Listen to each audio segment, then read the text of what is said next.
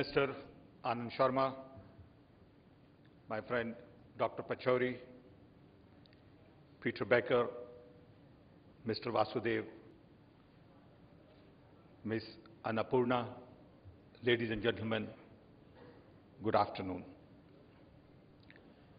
It is indeed a special privilege for me to be here with you. The Sustainable Summit has become a major institution in Delhi, recognized world over. I was one of the speakers many years ago, just about a decade ago, and I want to compliment Dr. Pachauri for all the efforts he has been able to put into this to make it a grand success. Sustainability is a buzzword that everyone is focused on and everyone is concerned about. I would basically like to make two very simple points and probably elaborate a little more on both of these. Point number one, the developmental model based on the 20th century experiences coming out of consumption-based economy, mainly in the US, is not sustainable, is not desirable, not workable, and we need to think deep into it as to where this has led us into. It was okay when there were 300 million hogging most of the world resources. Unfortunately, today, there are 3 billion more who would want the same kind of lifestyle. More use of energy, more cars. All of this clearly says that we need to really find new answers. When I look at US model coming out of the World War II, essentially focused on creating global institutions like UN, World Bank, IMF, WIPO, NATO, you name it. All of these institutions served a purpose for a while, maybe for 50 years.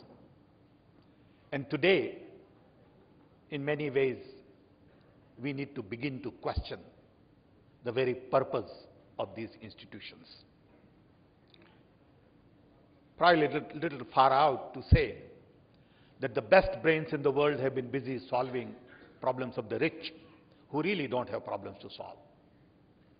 And as a result, problems of the poor really don't get the kind of attention it deserves. So if you take the US model based on consumption, which everyone world over wants to copy, including China and India. I remember not too long ago, just about 25 years ago, you could see hardly few cars on the roads of Delhi. Today, it is almost impossible to go anywhere in Delhi without half an hour schedule. Same with Mumbai. Same in Beijing, same in Shanghai. What will happen if everyone in India and China would have same number of cars that people in US has? We are not beginning to really ask these questions. And as a result, the model based on energy, transport, urban development, all need to be questioned. If we were to design cities today, do you think we'll design the way we designed in the past? If I was to build a university today, would it look like Harvard, MIT, or Delhi University? Or there will be a whole new model of learning, whole new model of delivering public services, whole new model of delivering health services. Do we really need to build big expensive hospitals with CT scans, 5-star hotel rooms, to meet the health needs of the people in India. I don't think we can deliver better health services using this model. So how do we think about the future? I believe the future lies in basically scrapping a lot of the old thought and creating whole new thought on development. Future really lies in democratizing information, in innovating.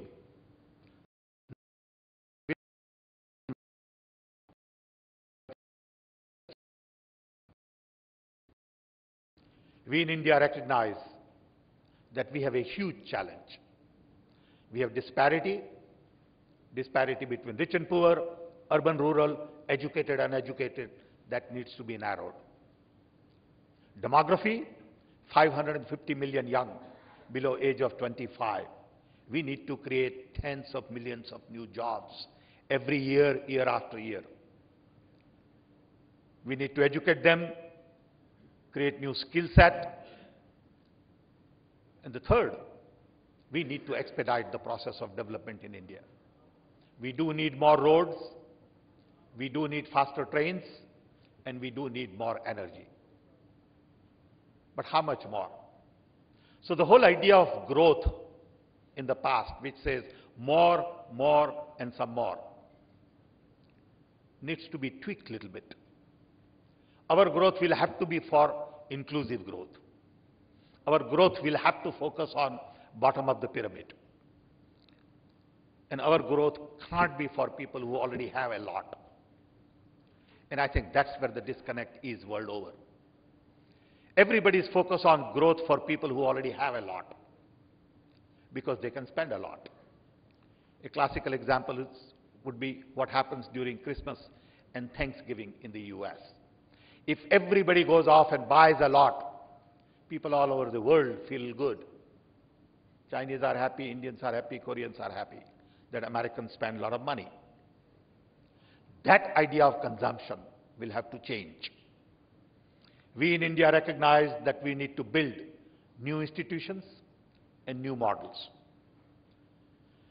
Government of India is spending billions in democratizing information, building national knowledge network to connect all our universities, all our libraries, all our R&D institutions, to really change the learning models.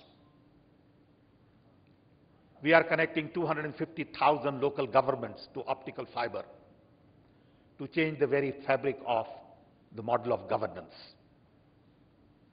We believe through new learning models, through new models of delivering public services, through digitization of information, we'll be able to probably provide a better model for sustainable development. Sustainable development was talked about at length by Gandhi in India. Let's not confuse Gandhian model with frugal. Gandhian model talked about truth and absolute truth, self-reliance, simplicity, sense of sacrifice, concern for the poor and underprivileged, and lots of emphasis on local content, local language. This is not against the notion of globalization. I think Gandhian model of development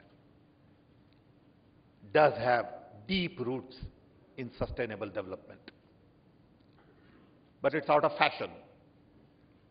Everyone wants to talk about the Western model of development because it is flashy. It's something in fashion today.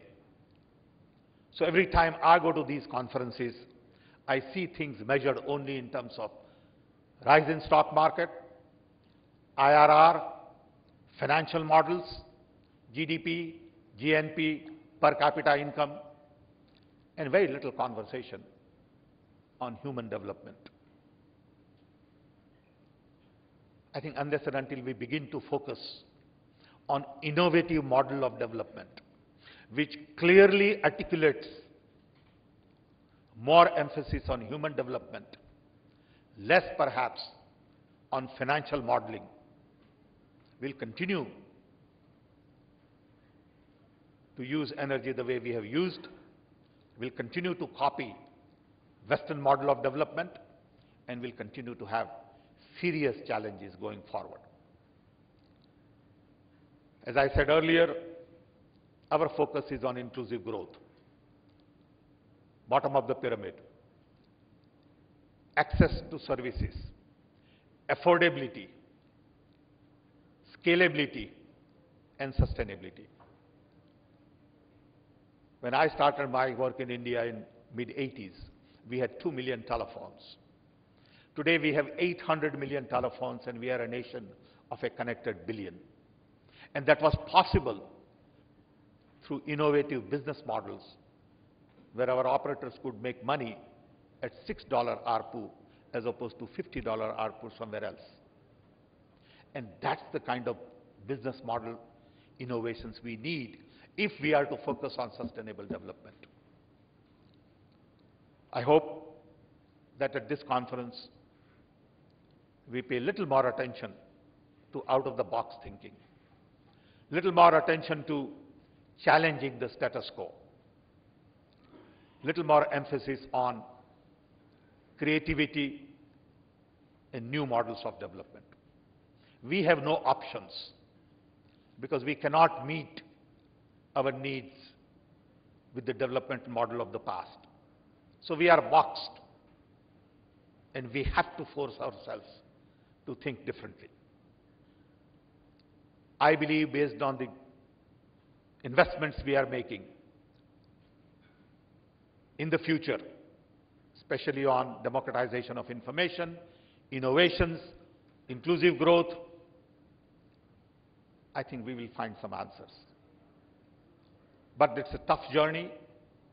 It's going to take a long time, and it will require several decades to really shift the emphasis more into growth for the bottom of the pyramid and growth for all. Thank you.